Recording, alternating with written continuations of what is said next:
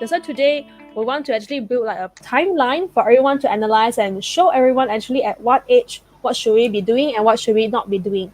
How to avoid financial mistakes from 20s to 60s. Let's start with 20s. So how to avoid the financial mistakes in your 20s, guys? Today's era, sorry to say that a lot of the youth today love to have this mindset FOMO. Everyone else is actually having iPhone.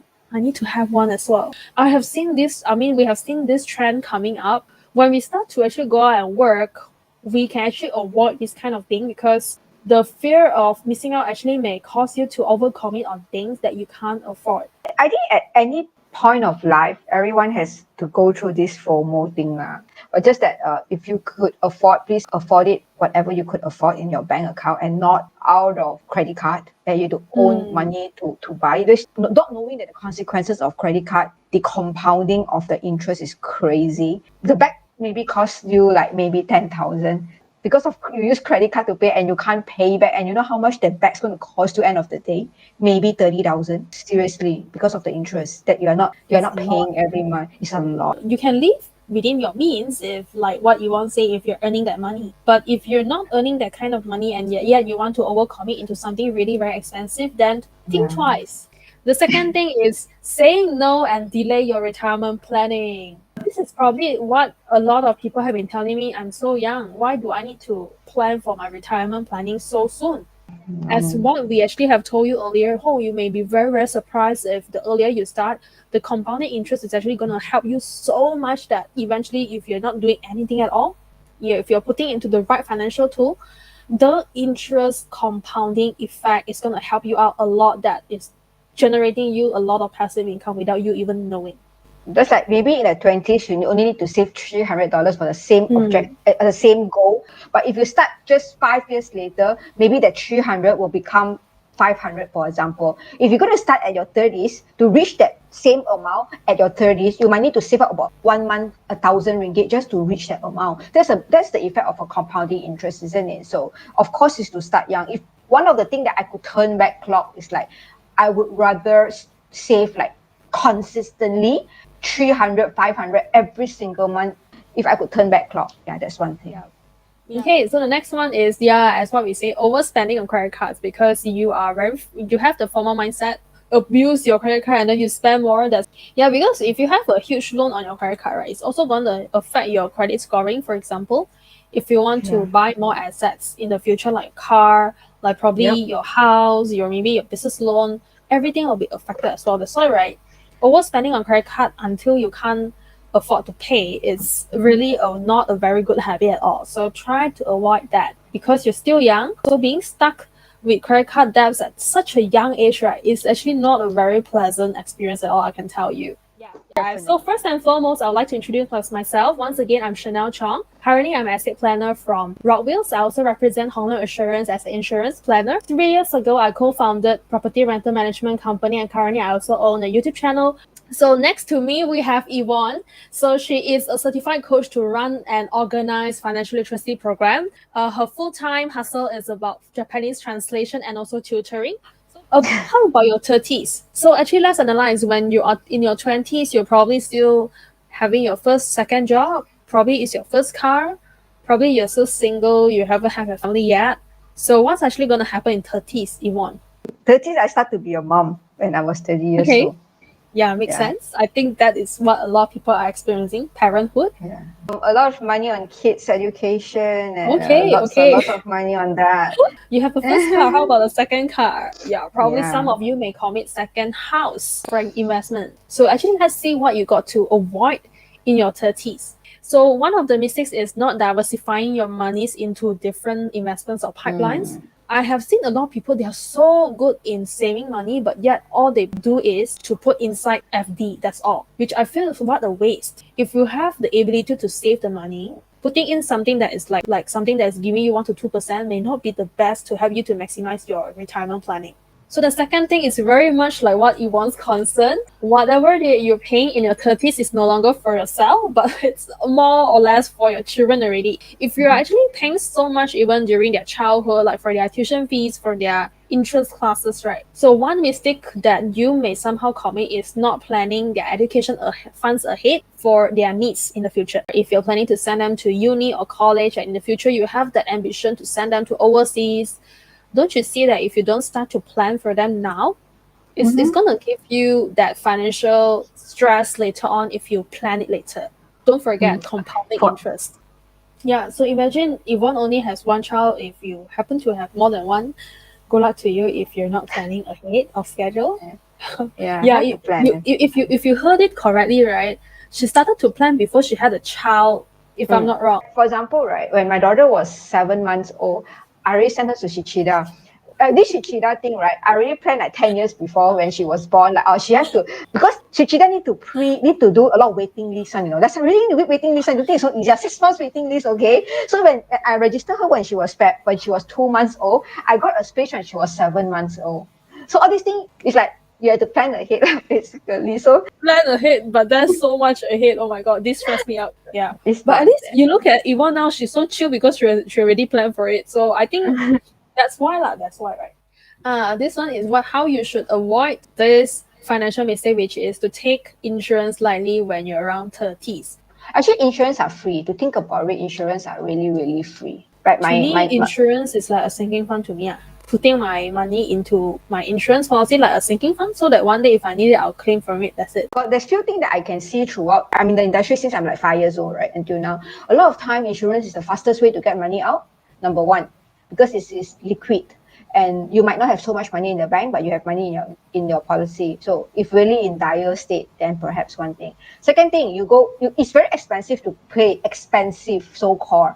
But then again, you go into one time, you emit one time, it actually will wipe off like the premium that you have paid. Like my cousin has a 2 years old daughter that just last week admitted to hospital like 4 days because of diarrhea, 8,000 ringgit. And the baby is 2 years only. I think the insurance also she didn't pay so much yet. Maybe only 4,000 because she's only 2 years old, right? But the bill come out to be 8,000, wipe off already. So it's like it's literally free, right? Because you need that money, right? So I think think about it. medical insurance is something that in the 20s everyone should buy already. Yeah, a lot of people forget about 30s is that their life value have gone up. So imagine now you're actually Expensive. starting to raise a family in your 30s. Yeah. That's why it makes your life more worthy.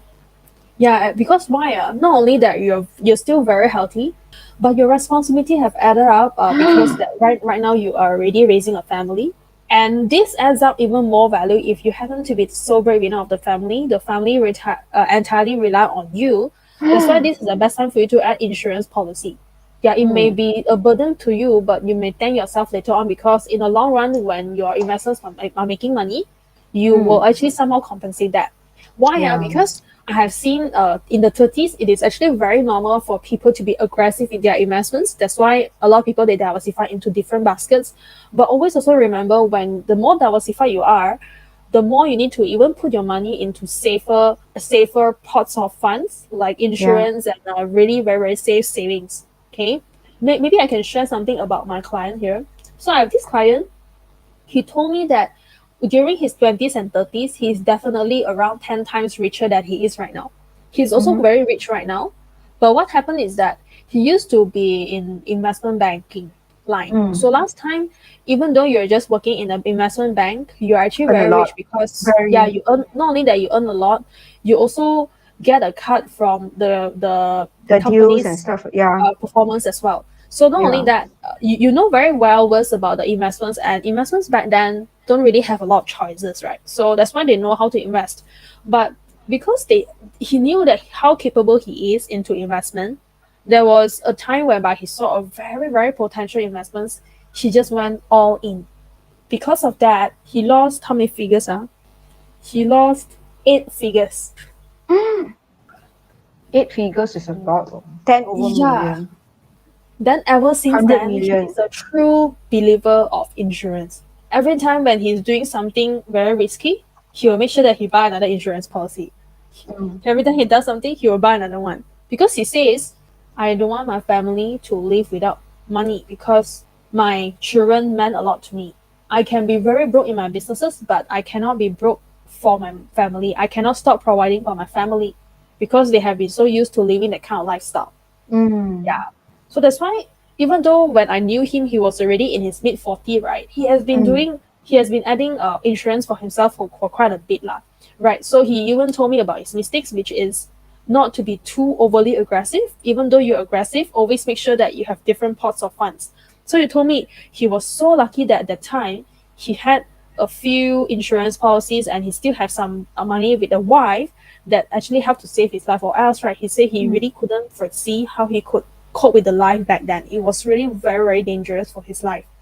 We don't mean for you to actually overcommit your insurance, but if you think that your insurance is actually not enough and you can actually afford to pay, so why not do it in your 30s when you're still healthy? Because one thing that we may not foresee is about our health. We will never know when our health is actually going to be jeopardized, is going to be affecting our life next moment. There's nothing that we can actually guarantee in life, right? So yeah, why not avoid all this in your 30s if you still can make a decision?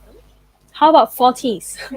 I want This to one got to say. interview Yvonne a little bit. So I just started this fall thing. So I want to show that I can avoid all the mistakes. Okay. So in the 40s is probably if you're a businessman, is when your business is actually more established. Is when your children probably have grown up, probably they are teenager right now, or maybe they are almost teenager. More commitments. Probably you have 2 cars right now. You need to fund for a bigger housing loan. You need to pay even more household. Nothing much has changed as compared to 30s, but I think I see a bigger responsibility as compared to 30s. The next thing to avoid is not reviewing your investment portfolio. Must write. Yeah, This we, one we must. talk about self-review, right? We talk about self-review, Yeah. right? Probably this is the best time for you to ask, hey, actually what have worked well for the past 5 to 10 years for my investments? What didn't actually work well for my investments? Because don't Yeah. forget, our destination is about retirement. And the more popular term right now is semi-retirement, which is work while you're retiring, right? So that's why having this review is very important, yeah, to make sure that you really are on par with your goal. You don't want to end up because you go and copy someone else's portfolio system, then you end up you cannot meet your own goal because all the investments that people recommend or people show you, right, work for them but doesn't work for you.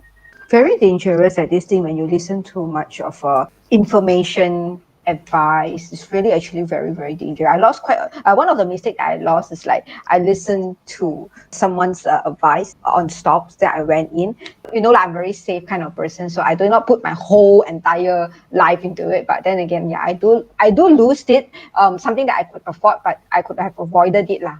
So do you mind to share like what do you do before you went in? Do you do like your homework or anything? I just do a very, very mild one only. I did do the drawing of the lines, but maybe I did not do it very well. I did not ask for professional help. So the stock was just actually some speculation. Everyone do go through it. I went through it. For now, if I'm now, I will ask Shana, Shana, can you help me to see this one? So I will go to someone that I know, okay, help me to draw some lines. And when we see the line, meaning it's a moving average, I would actually ask an expert to help me to see it before I hushly go into it. That's something I will do now lah. Yeah, so why we want to touch on this is because also during your 40s, probably your risk tolerance level have changed. Not only that your family is growing, your commitments are growing, you cannot also afford to be investing into very speculative investments because you may risk yourself losing everything, just like how my client did. So for you, maybe last time 50% into very risky portfolio, but when it comes to 40, probably you want to put from 50%, maybe I just want to move to 10% because I cannot afford to lose the money already. My family, my parents all rely on me right now. So yeah, so that's why this is also a very good self-review stage, I would say, to see back what you have achieved in your past and what you wish to achieve for the next 20 or 30, 40 years. Another thing in your 40s to avoid is ignore working away.